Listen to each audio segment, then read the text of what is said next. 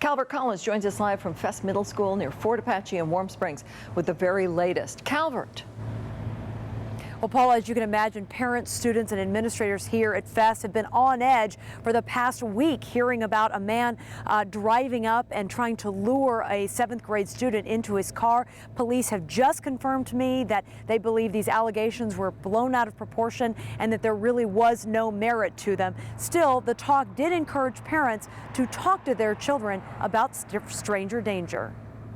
Friday afternoon, droves of middle schoolers run out of class to their parents' cars. Some head for home on bikes, some on foot, but not many alone. We used to walk, but now with this going on, I'd rather us not even walk.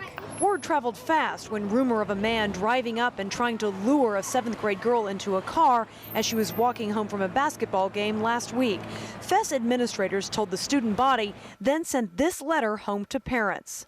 Once we got the notification from the school, I brought all the kids into a family meeting, and we sat down and we talked about what was going on, about stranger danger, telltale signs of how they would try to get you into a vehicle. You know, have you seen my puppy? You know, your parents are hurt. Ilea O'Brien did the same with 6-year-old Matthew. Well, I told him if anybody tries to talk to him that he doesn't know, he needs to run as fast as he can and scream stranger danger and find his teacher or a police officer or fireman.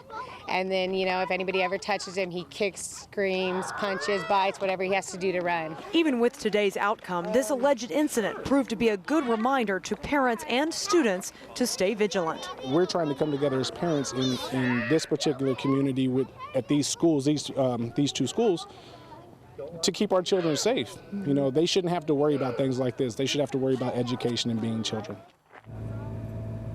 Now, again, we want to reiterate, police did a very extensive investigation today, I'm told. There was no crime committed, no criminal intent, no child was injured or taken, and there really was no threat in this case. It was simply a story that grew out of control that has now been put to rest. Reporting live, Calvert Collins, 8 News Now. Las Vegas is synonymous with showgirls and slot machines, hardly healthcare.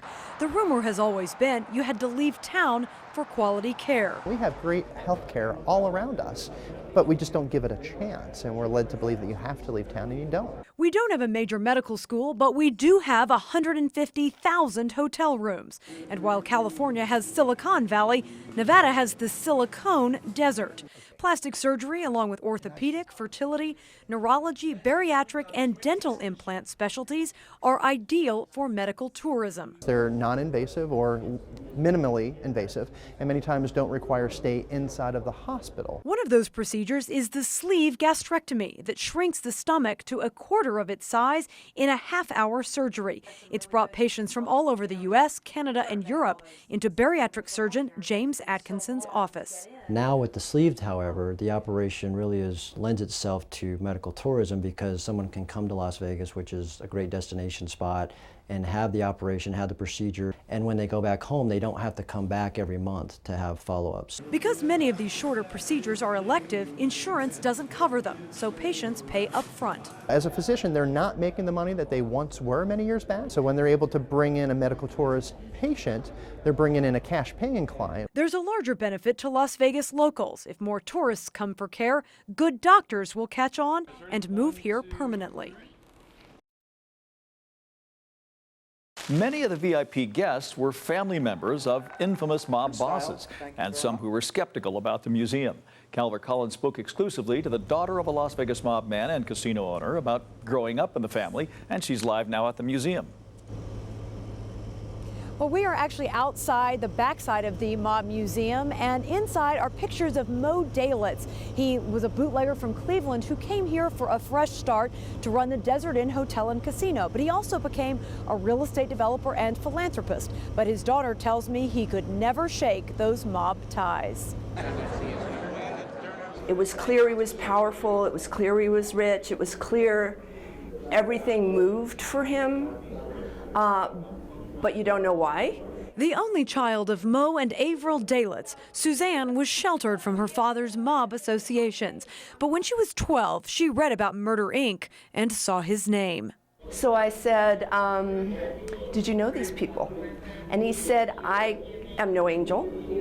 I did know these people, but I made a point of walking between the raindrops. Mo Dalitz tried to go clean, developing the Las Vegas Country Club and Sunrise Hospital.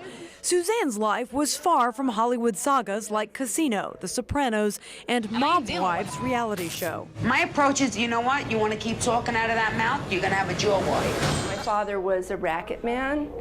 They're in legitimate businesses. He was a license holder here for gaming. My father didn't carry a gun, didn't whack people.